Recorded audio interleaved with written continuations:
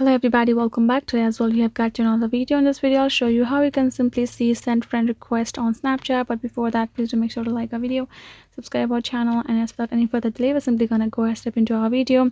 Afterwards, you're gonna go ahead simply access your Snapchat app, and this kind of pop up, right? You're simply gonna go ahead tap on your profile icon on top left corner and scroll down. Here in this section you can see this option called add friends, right? Once you have tapped on it, you will be simply be able to see that people have added you, or the quick add options, right? You're going to tap on this three dot icon that will be given on top right corner. Now you can see this option called recently added.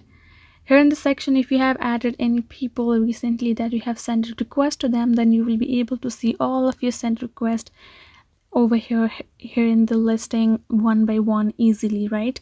And that is the way for you to find that recently people that you have added but you do not have a recently sent friend request option. That is the way you can do it. Hope this video was helpful to you all. Thank you so much for watching, and yes, I will be seeing you guys in our next video.